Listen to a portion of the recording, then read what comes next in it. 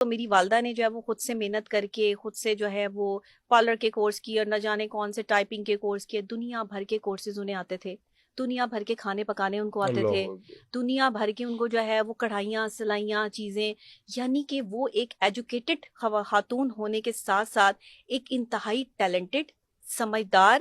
باشعور اور آپ یہ سلیقہ شعور، اور میں مطلب جتنے بھی الفاظ ان کے لیے استعمال کروں کم ہے، واہ اس لیے واہ نہیں کہ وہ میری والدہ ہے، اس لیے کہ وہ ایسی خاتون ہیں، ہیں، ایس تھیں، واہ واہ۔ اور انہوں نے جو ہے وہ اپنی زندگی جتنی بھی گزاری بڑی عزت اور پردے میں گزاری، اور اللہ نے ان کا پردہ ہی رکھا،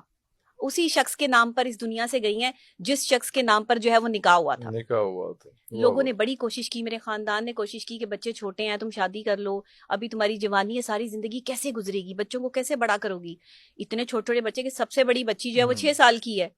تو آپ 6 سال کی بچی اور اس کے بعد 2 بچے جو ہے وہ انتہائی چھوٹے ہیں، میرے چھوٹے بھائیوں کو تو شاید والد صاحب یاد بھی نہیں پراپر یاد بھی طریقے نہیں سے، ہوں گے، ارے تو ان کو پالنا، پھر ان کو جو ہے وہ گھر میں رکھنا اور باہر جاب بھی کرنا، ہر چیز کے خرچے اخراجات اٹھانا، یہ بڑا مشکل تھا ایک عورت کے لیے، پر انہوں نے ثابت کیا،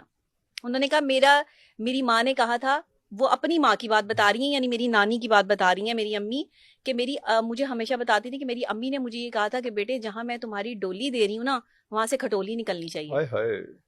تو یہاں اس گھر میں تمہارے باپ کے نام سے میری کھٹولی ہی نکلے گی، یہ ان کے الفاظ تھے۔ تو اللہ آپ اکبر۔ سوچیں